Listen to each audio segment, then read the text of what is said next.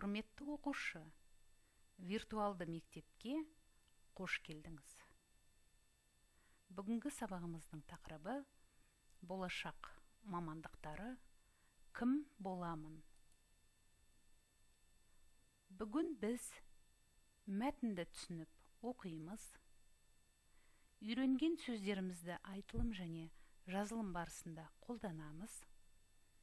Мәтінде көтерілген мәселені анықтаймыз, шынайы өмірмен байланыстырамыз. Сөздік жұмысы. Буындарды біріктіріп, сөз құраңыз. Сабақтың мазмұнын болжаңыз. Заң, қор, ау, ғау, гер, аң, шы, дар, ма, ән, би, шы. Тапсырманы орындап болсаңыз, өзіңізді тексеріңіз. Бүгін біз мамандықтар туралы айтамыз. Сөздер: заңгер, аудармашы, қорғаушы, аңшы, әнші, биші.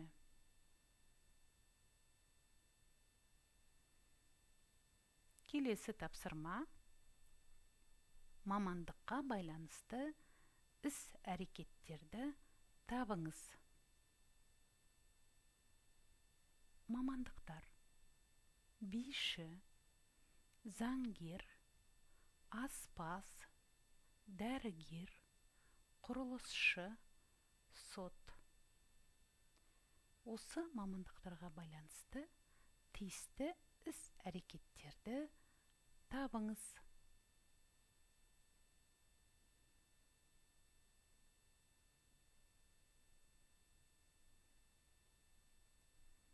Тапсырманы орындап болсаңыз, өзіңізді тексеріңіз. Биші билейді, заңгер құқықтық көмек көрсетеді, аспаз ас әзірлейді, дәрігер емдейді, құрылысшы үй салады, сот үкім шығарады. Келесі тапсырма: баспалдақ арқылы сөздердің синонимін тауып, жоғарыға көтеріліңіз.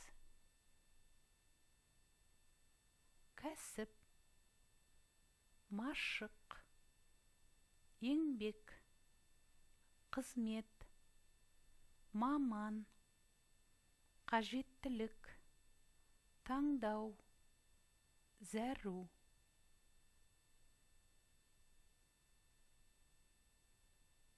Синонимдерін табамыз.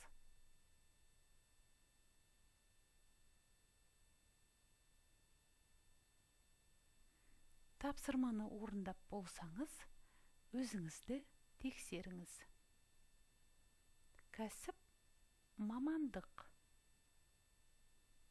Машық, дағды. Еңбек, жұмыс, іс. Қызмет, лауазым.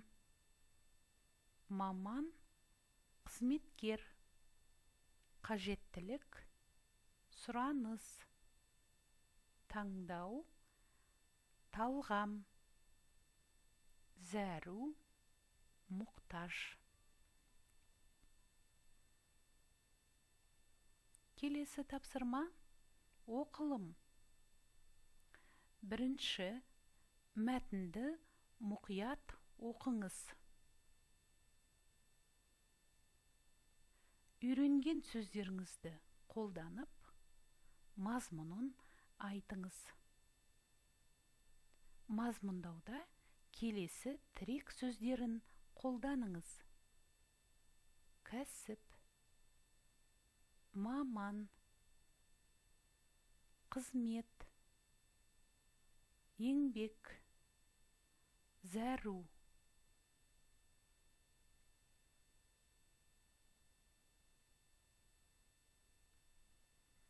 Сұрақ жауап.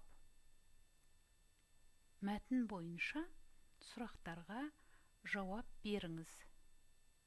Мәтінде көтерілген мәселені шынайы өмірмен байланыстырыңыз. Мамандық дегеніміз не? Мамандық қандай ұғымға сай келеді? Қазір елімізде қандай мамандықтар жетіспейді? Сіз қандай салада еңбек еткіңіз келеді? Ол мамандықтың елімізге қаншалықты пайдасы бар? Неліктен бұл мамандықты таңдадыңыз?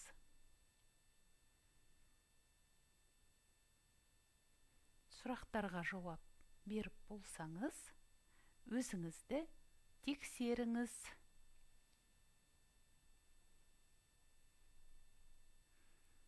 Төмендегі мамандықтар жайлы не білесіз? Сөздік арқылы мамандықтарға сипаттама беріңіз. Бұл мамандықтар қоғамға қаншалықты қажет екенін анықтаңыз. Мамандықтар: байыр, бариста, сусиста, пастижор. Тапсырманы орындап болсаңыз, өзіңізді тексеріңіз. Байыр — сіздің орныңызға киім алып жүретін маман. Олар киім өлшеміңізді алып, сізге сән мен стильді сай киім таңдап алып береді. Бұл батыста танымал мамандықтың бірі. Әрі уақыт үнемдеуге мүмкіндік береді.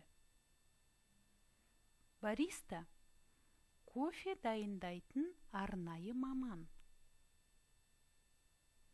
Сусиста — суши дайындайтын адам. Пастижор — адамның шашынан жасанды шаш, мұрт жасайтын маман.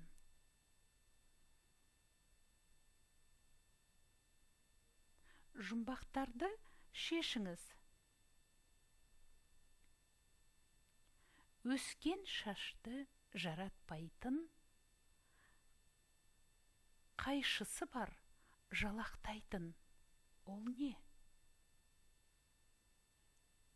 Қалпағы ақ қарасаң, дәрігер емес, бірақ ол. Дәм мәзірін қаласаң, алға ұсынып тұрады ол. Ол кім?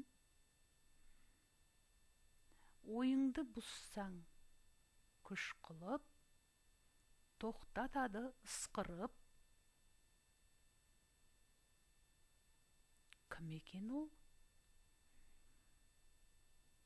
Кең байтақ туған жеріме, кетпесін деп жат із өтіп, тыныштық тілеп еліме, отанды кім тұр күзетіп?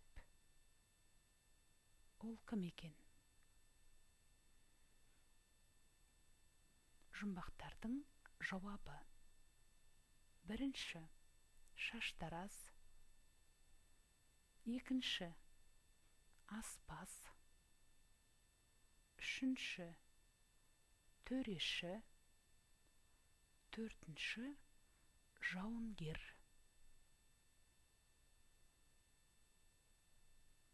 Сабақты бекіту. Жазылым тапсырмасы. Кім болғым келеді тақырыбына эссе жазыңыз. 40-50 сөз. Төмендегі эссе құрылымын пайдаланыңыз.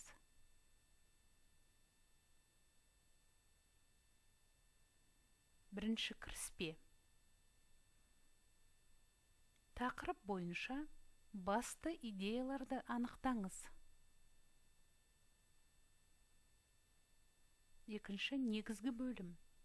Әр бөлімде мәселенің себептері мен шешімін табатын аргументтер келтіріңіз.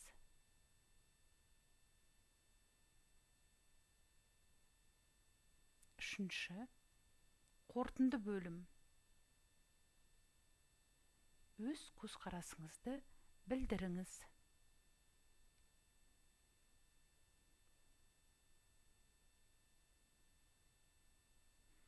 Рефлексия.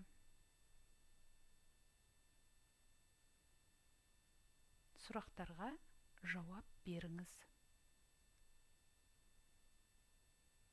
Не білемін? Не үйрендім? Әлі маған нені үйрену керек?